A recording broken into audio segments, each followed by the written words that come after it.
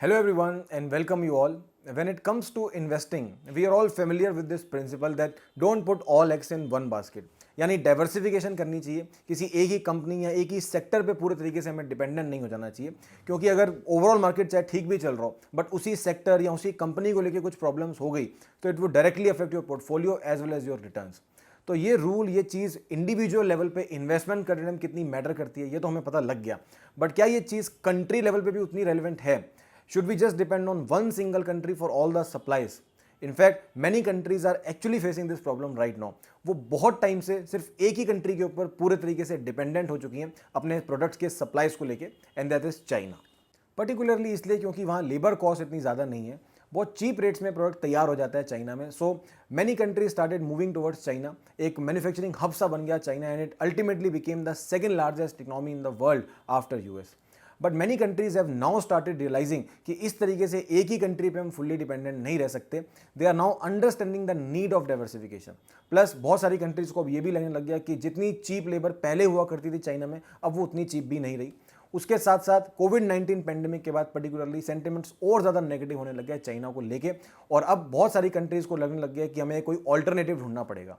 सो वो चाहते हैं कि सिर्फ चाइना ही उनके प्रोडक्ट्स में जो इनपुट्स यूज़ होते हैं उनके रिस्पेक्ट में सप्लायर ना रहे, बल्कि बाकी कंट्री से भी वो सप्लाई लें। And this strategy which many countries have started adopting now is known as China plus one strategy. Plus one का मतलब ही यहाँ पे ऑल्टरनेटिव्स को लेके है कि चाइना तो है ही, बट प्लस वन कोई और कंट्री भी होनी चाहिए जो सप्लाई कर सके इनपुट्स। सो ये कंसेप्ट है चाइना प्लस वन मॉडल का।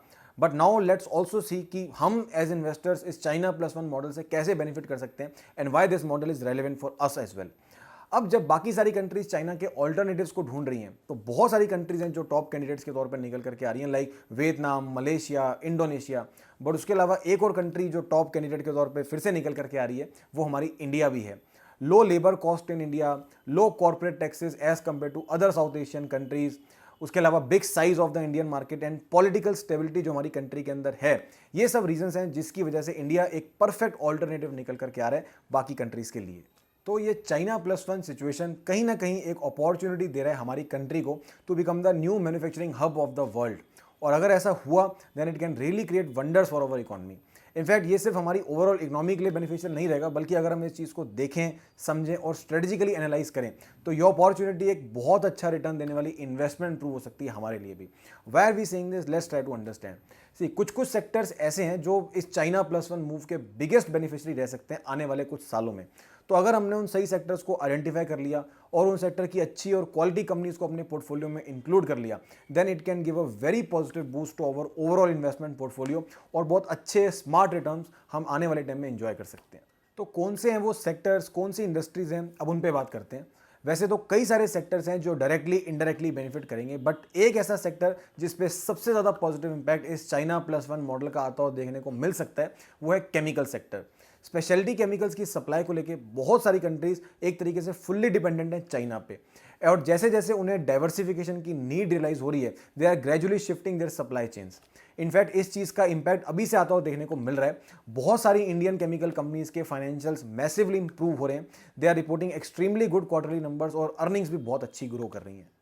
इंडियन केमिकल कंपनीज के शेयर प्राइसेस इस पूरे ईयर 2021 में जिस तरीके से इंक्रीज हुए हैं, वो भी कहीं ना कहीं इसी बात का प्रूफ दे रहा है। इस लिस्ट में चाहे हम टाटा केमिकल्स को इंक्लूड कर लें, चाहे दीपक नाइट्रेट को, उसके अलावा बालाजी अमीन्स, एल्काइल अमीन्स, विनती Organics, all these stocks have out perform the market.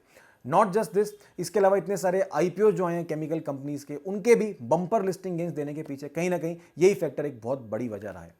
And considering the power which this theme China plus one is carrying with itself, we believe that this theme is here to stay. आने वाले time में और ज़्यादा positive impact इस theme की वजह से chemical stocks के ऊपर देखने को मिल सकता है।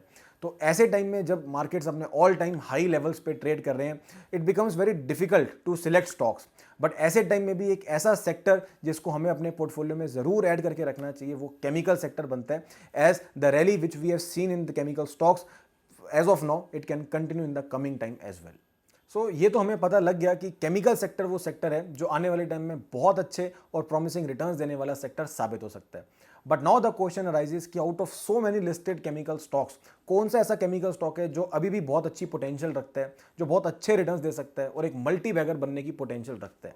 So the name of that chemical stock is सिर्फ उस केमिकल स्टॉक का नाम जानना ज़रूरी नहीं है, साथ साथ हमें यह भी जानना ज़रूरी है कि क्या वजह है जो स्टॉक के साथ जुड़ी हुई हैं which can make it a potential multibagger. So we would be coming up with a separate video, और अगली वीडियो में हम आपके साथ उस स्टॉक का नाम भी डिस्कस करेंगे, एट द सेम टाइम वो फैक्टर्स भी डिस्कस करेंगे विच can make that particular stock a multibagger.